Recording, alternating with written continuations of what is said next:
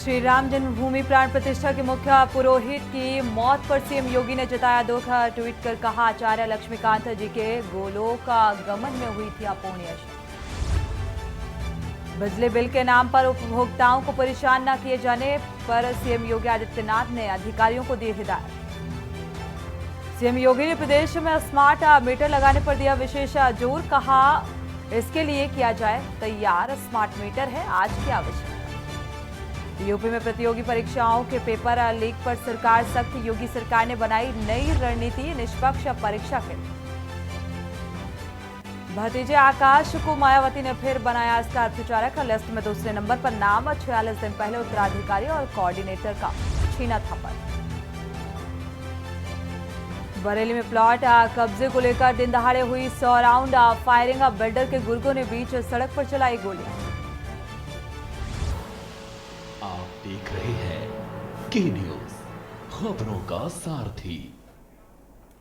खबर उत्तर प्रदेश के साथ मैं सूरी चौहान। खबरों की शुरुआत अहम खबर के साथ लखनऊ से खबर है। बीएसपी की कल 11 बजे बैठक होनी है और लखनऊ कार्यालय में ये बैठक रखी गई है। विभिन्न राज्यों के जो पदाधिकारी हैं वो इस बैठक में शामिल होंगे। लोकसभा चुनाव की समीक्षा के साथ ही आगे की रणनीति पर चिंतन और मंथन इस बैठक के दौरान किया जाएगा। तो बीएसपी सुप्रीमो की अध्यक्षता में ये बैठक और जरूरी जो दिशा निर्देश हैं वो इस बैठक में बीएसपी सुप्रीमो देंगे।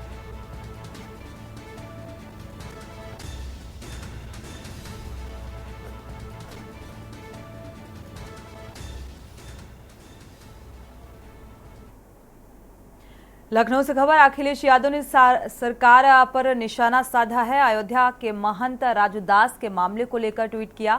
अखिलेश यादव ने योगी सरकार पर निशाना साधा। सुरक्षा की समीक्षा कर वापस करने की अपील की है कि सुरक्षा वापस दी जाए। हनुमानगढ़ी के महंत राजूदास को क्योंकि जो गनर सुरक्षा में मौजूद थे उन्हें फिलहाल हटा दिया गया है। जिस तरीके से जिलाधिकारी और महंत हनुमान राजूदास के बीच जो तल्खी देखने को मिली और इसको लेकर अब समाजवादी पार्टी के मुखिया अखिलेश यादव का भी ये ट्वीट सामने आया है। तो साधु संतों से बदला ना ले हार का भारतीय जनता पार्टी ये कहा है। जो सच है, सच में सज्जन है, उनकी सुरक्षा की समीक्षा करके उन्हें सुरक्षा प्रदान की जाए।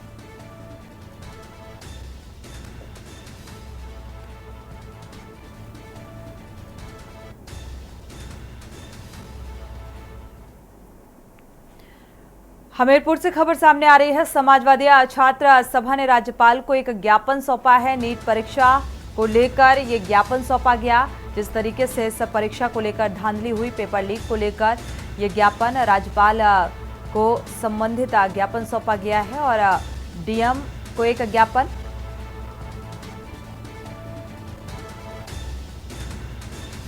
तो नीट परीक्षा की प्रक्रिया की सीबीआई जांच कराने की भी मांग इस ज्ञापन के जरिए की गई है। छात्र हित में परीक्षा दोबारा कराने की मांग। सपा छात्र सभा ने हल्ला बोल प्रदर्शन किया इस मामले को लेकर। दोषियों को कड़ी से कड़ी सजा दिलाने की मांग की गई है। तो राष्ट्रीय परीक्षा एजेंसी पर भी भ्रष्टाचार का आरोप और इसको लेकर यह हल्ला बोल प्रदर्शन किया गया।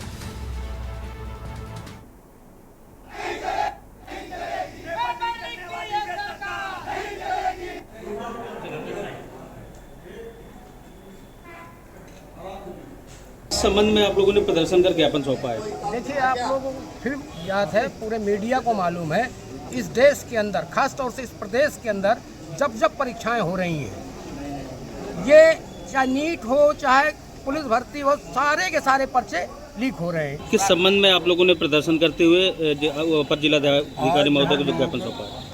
महामहिम राज्यपाल महोदय के बाद वो ज्ञापन संबोधित किया है और माननीय जिलाधिकारी हमीरपुर के द्वारा दिया गया है। उसमें ये कहा गया कि नीट की परीक्षाओं में जो धांधली हुई उस पर कार्रवाई ही नहीं बल्कि सीबीआई जांच करने के बाद दोषियों को सजा मिलना चाहिए, हमारा लक्ष्य है। उससे लाखों छात्रों की जिंदगी बर्बाद हो रही है। बहराइच से खबर घर पर बदमाशों ने फायरिंग की है। मोहल्ला सोफियापुरा में संजय सिंह के घर में ये फायरिंग की गई। मौके पर एडिशनल एसपी भी पहुंचे, सीओ सिटी भी पहुंचे। एसपी वृंदा शुक्ला ने भी तमाम पहलुओं का जायजा लिया है।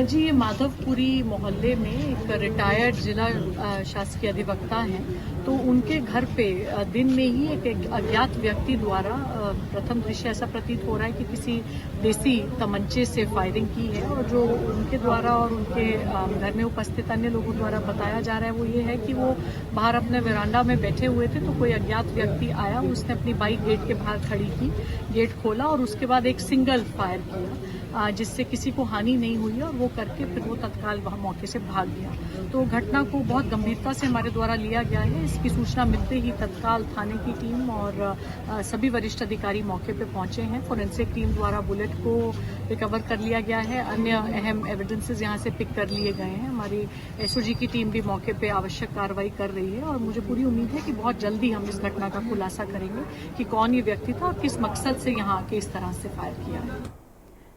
वक्त एक छोटे से ब्रेक का, लौटेंगे जब। आप देख रहे हैं के न्यूज, खबरों का सारथी। ब्रेक से वापस आ रहे हैं, रुक करते हैं खबरों का। मुरादाबाद से हम खबर, सर्विलांस और एसओजी टीम को एक बड़ी सफलता हाथ लगी है। पुलिस ने 40 लाख के 201 मोबाइल बरामद किए हैं। तो मोबाइल मालिकों को ये फोन सौंपे गए। मोबाइल पाकर लोगों के चेहरे खिले हैं।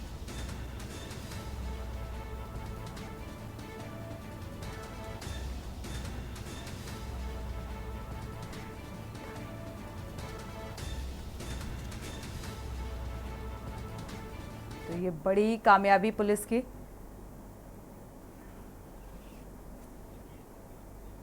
की टीम है, इनके द्वारा आज करीब 201 फ़ोन है वो रिकवर किए हैं, जिसमें है वीवो कंपनी के करीब 52 फ़ोन है, ओप्पो के 50 है, सैमसंग के 30 मोबाइल फ़ोन है, रियलमी के 27 हैं, रेडमी के 57।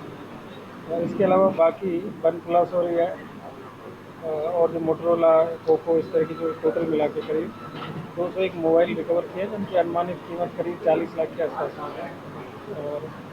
और ये वो वाले फ़ोन है जो कि कहीं पे या तो मिस हो गए या कोई छोड़ दिया या गाड़ी चलाते टाइम पे कोई गिर गए फ़ोन या फिर किसी ने निकाल लिए उस तरह के फ़ोन जो कि यूज कर रहे थे।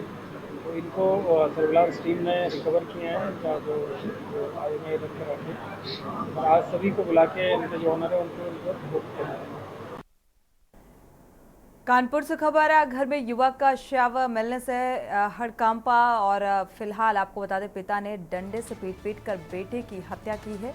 डीसीपी साउथ हनुमंत विहार थाना पुलिस ने इस घटनाक्रम का खुलासा किया है। पुलिस ने आरोपी पिता को गिरफ्तार कर जेल भेज दिया। पुलिस ने आला जो कत्ल समेत तमाम जो साक्ष्य हैं वो बरामद किए हैं। आरोपी पिता को बेटे बहू पर तंत्र मंत्र करने का शक था और पिता को शक था कि बेटे बहू उन्हें तंत्र मंत्र कर मार देंगे और इसी के चलते ये कदम उठाया गया। डीसीपी साउथ रविंद्र कुमार ने प्रेस वार्ता कर इस बात की जानकारी साझा की है।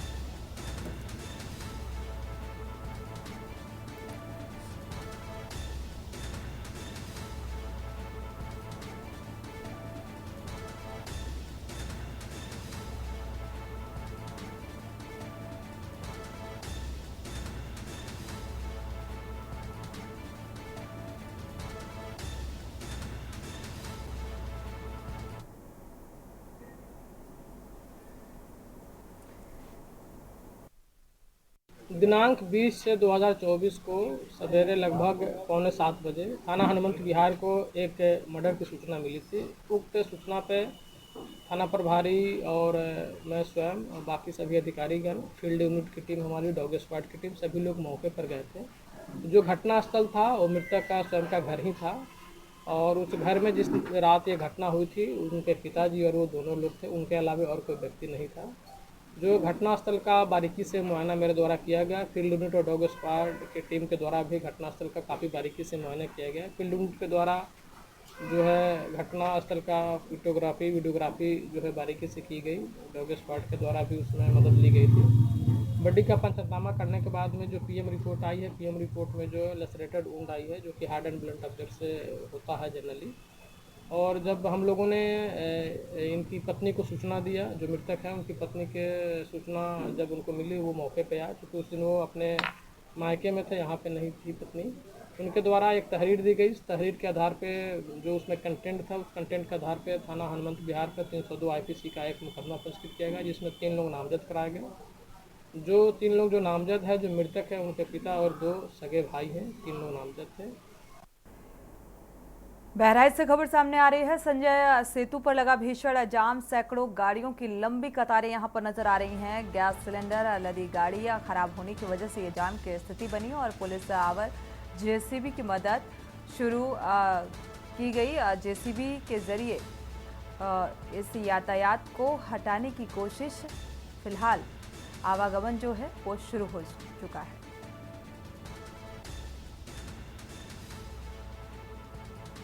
बहराइच से यह खबर सामने आ रही है, जहां पर संजय सेतु में जाम की स्थिति बनी। फिलहाल जाम से राहत मिलती हुई नजर आ रही है और जो यातायात है वो सुचारू हो गया है। गैस सिलेंडर जो लदी गाड़ी है वो खराब होने की वजह से ये जाम यानी कि यातायात बाधित हुआ।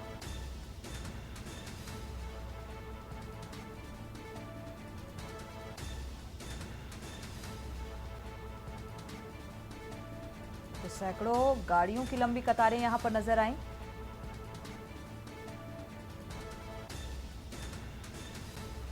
जेसीबी के द्वारा ये जाम हटाया गया, तब जाकर यातायात सुचारू हो सका।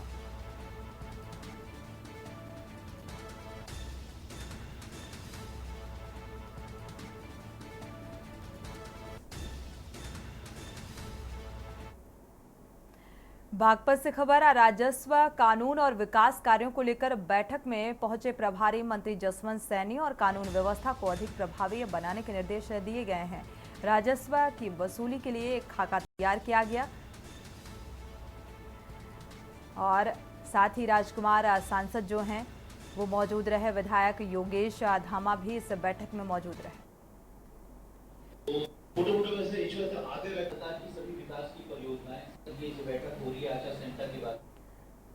राजधानी लखनऊ से हम खबर, दोस्तों के साथ पार्टी के दौरान फायरिंग हुई है। फायरिंग का ये मामला सामने आ रहा है। तमंचा लेकर फायरिंग करने वाला नाबालिग गिरफ्तार किया गया है। जिसने फायरिंग की वो नाबालिग है।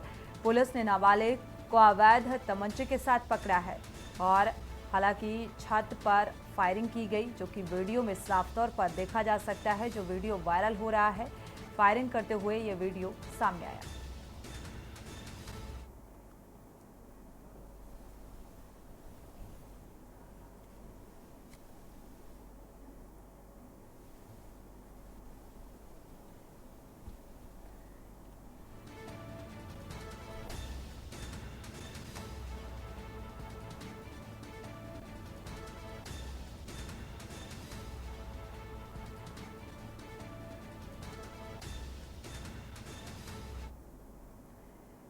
बागपत का रुख करते हैं। बागपत पहुंचे राकेश टिकैत का बड़ा बयान सामने आया है। बीजेपी बोलती है झूठ बोलने से कुछ नहीं होता। 400 पार का नारा देकर माहौल बनाया जा रहा था और लोगों को डराकर ये सीटें जीती गई। 13 ईवीएम मशीनें भी खराब हुई और उसका जवाब दे सरकार। तो प्री बजट मीटिंग को लेकर राकेश टिकैत ये हमला करते हुए नजर आए। किसान संगठनों को ना बुलाने पर नाराजगी। देश में एमएसपी कानून जरूरी है। राकेश टिकैत ने इस बात का भी जिक्र किया।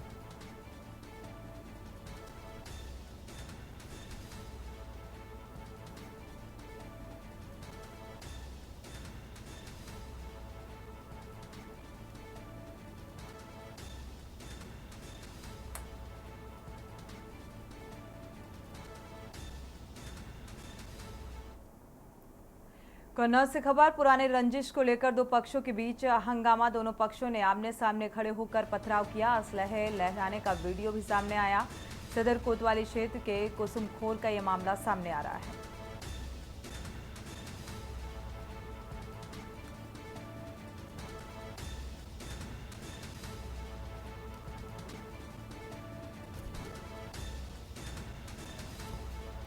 तो सदर कोतवाली क्षेत्र का ये मामला, जहां पर असलाहा लहराते हुए ये वीडियो वायरल हुआ है। कन्नौज का ये वीडियो बताया जा रहा है।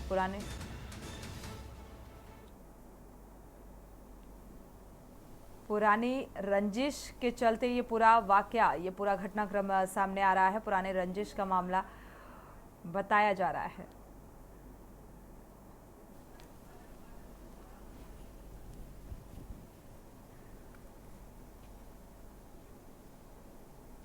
तो पुरानी रंजिश में ये रिवॉल्वर निकल आई और ये माहौल मारपीट और झगड़े का, और ये पुरानी रंजिश के चलते है।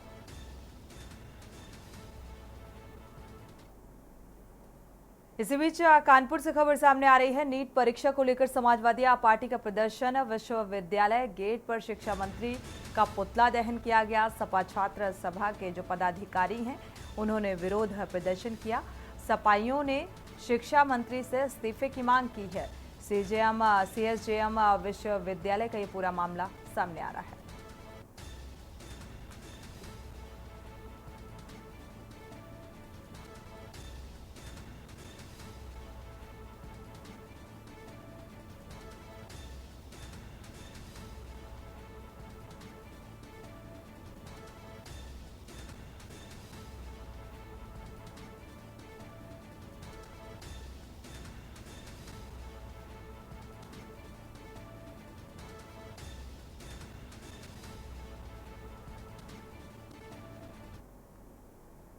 अयोध्या से खबर। अयोध्या में रामलला की प्राण प्रतिष्ठा कराने वाले पुजारी लक्ष्मीकांत दीक्षित का निधन हो गया है। प्रधानमंत्री नरेंद्र मोदी और सीएम योगी आदित्यनाथ के साथ साथ अयोध्या के संतों ने भी शोक संवेदना व्यक्त की और श्रद्धांजलि अर्पित की। मर्यादा पुरुषोत्तम भगवान श्री रामलला की प्राण प्रतिष्ठा करने वाले मुख्य पुजारी आचार्य लक्ष्मीकांत दीक्षित का 86 साल की उम्र में निधन। उनका अंतिम संस्कार मणिकर्णिका घाट पर हुआ और बीती 22 जनवरी को अयोध्या के राम मंदिर में भगवान की प्रतिमा की प्राण प्रतिष्ठा समारोह में दीक्षित जी ने महत्वपूर्ण भूमिका निभाई थी। और इसको लेकर अयोध्या के संतों ने शोक संवेदना व्यक्त करते हुए कहा है कि लक्ष्मीकांत दीक्षित जी की यादें हमेशा बनी रहेंगी।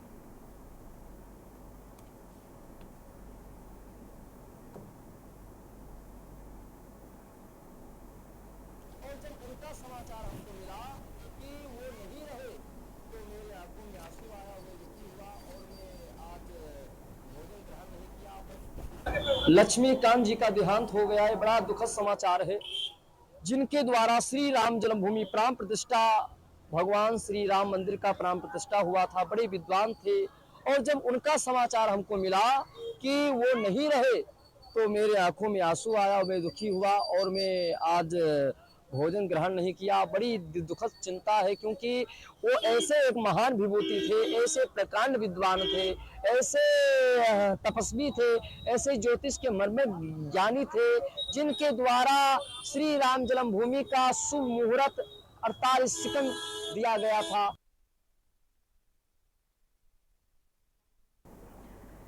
उधर बहराइच तहसील मुख्यालय कैसरगंज बस स्टॉप में रैन बसेरे का भी वाटर कूलर रैन बसेरों में लगाया गया है। और अभी भयानक यानी कि भीषण गर्मी और तपिश से झेल रही आम जनता। प्यास से बुरा हाल था और कैसरगंज नगर पंचायत द्वारा ये वाटर कूलर की व्यवस्था यहाँ पर की गई है। बस स्टॉप और कैसरगंज में लगे वाटर कूलर का लोगों को प्यास बुझाने में सहूलियत मिलती हुई नजर आ रही है।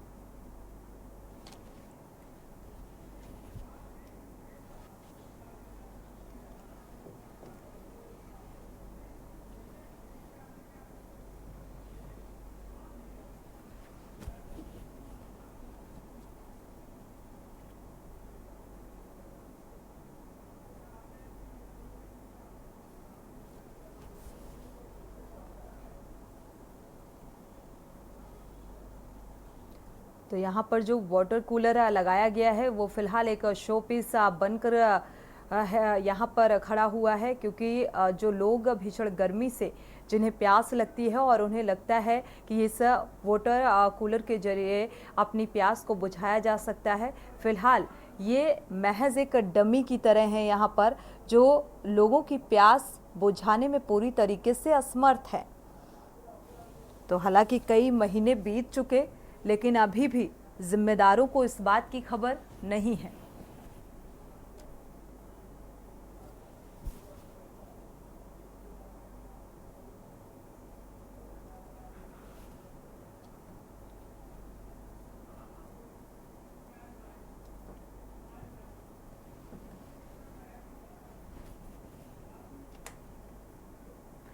इसी के साथ बुलेटिन में इतना ही। आगे खबरों के लिए आप देखते रहिए के न्यूज़ इंडिया।